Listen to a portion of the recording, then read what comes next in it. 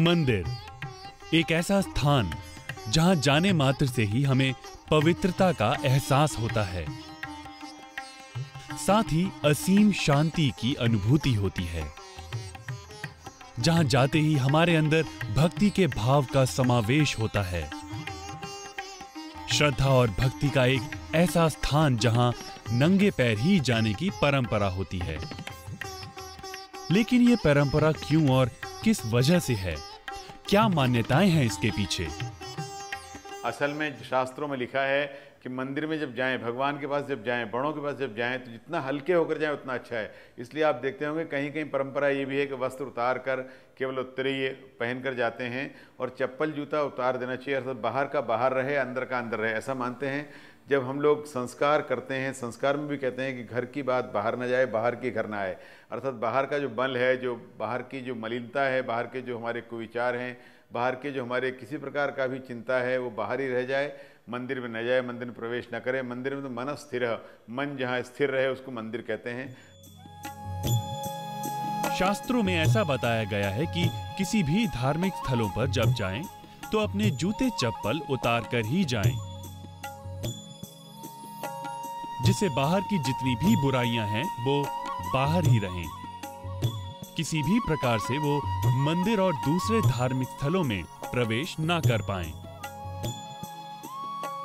मन शांत रखने के लिए, मन को स्थिर रखने के लिए बहुत आवश्यक है बाहर की वस्तु, बाहर का मल, बाहर की चीज़ें बाहर छोड़ दें। नंगे पांव जैसे श्रद्धा बढ़ती है, भगवान के प्रति आस्था में वृद्धि होती है और भगवान को अच्छा लगता है कि हम पहले अगर बन सज के संवर के भूत बहुत सारे वस्त्र पहन के, बहुत सारे चप्पल जूते पहनकर, बहुत सारे आवरण लेके जाएंगे तो भगवान को उनको क्या दिखाना है? वहाँ तो मन दिखाना है। इसलिए चप्पल जूते बाहर उतार करके, और कई स्थानों पर ये परंपरा भी है, अपने वस्त्र इत्यादि उतार करके जितना हल्के होकर जाएं, जितना शून्य होकर जाएं, जितने खाली होकर जाएं, उतना अच्छा होता है।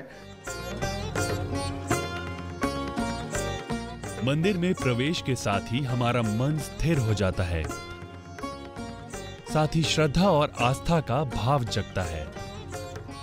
कहते हैं कि जब हम नंगे पांव मंदिर में प्रवेश करते हैं और सच्चा, शुद्ध और पवित्र मन लेकर भगवान के समक्ष जाते हैं, तो भगवान हमसे अत्यधिक प्रसन्न होते हैं। चप्पल जूते उतारने का एक भाव ये भी है कि हम तपस्या थोड़ा तप करते हैं, थोड़े नंगे पांव चलते हैं और चल के वहाँ जाते हैं।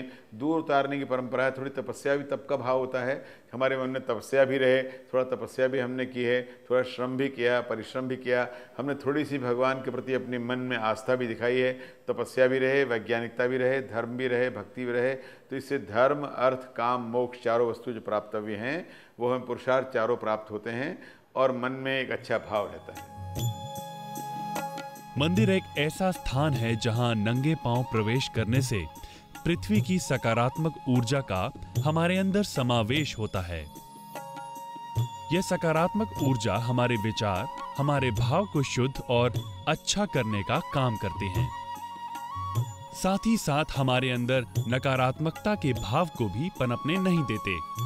इसकी वजह से हम सारे कर्म भी अच्छे ही करते हैं और दूसरों को भी प्रेरणा देते हैं कि वो भी अच्छे कर्मों का समावेश अपने जीवन में करें।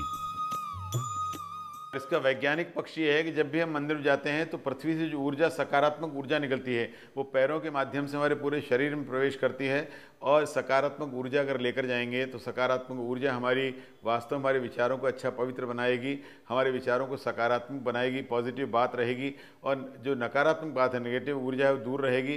क्योंकि पृथ्वी से ऊर्जा हमें प्राप्त होती है। पृथ्वी, अप, तेज, वायु, आकाश, क्षिति, जल, पावक, गगन, समीरा, ये 5 वस्तु होती हैं जिनसे पंचभूत कहते हैं, जिनसे व्यक्ति का व्यक्तित्व बनता है, जीवन बनता है, जीवन समृद्ध होता है। तो नेगेटिव ऊर्जा बाहर रखने के लिए भी बहुत आवश्यक है कि नंगे पांव बाहर जूते उतार कर, चप्पल उतार करके नंगे पांव जाएं। मंदिर जाकर हम भगवान की प्रार्थना, पूजा, आराधना करते हैं। मंदिर में जाने पर हमारे अंदर तपस्या का भाव पैदा होता है।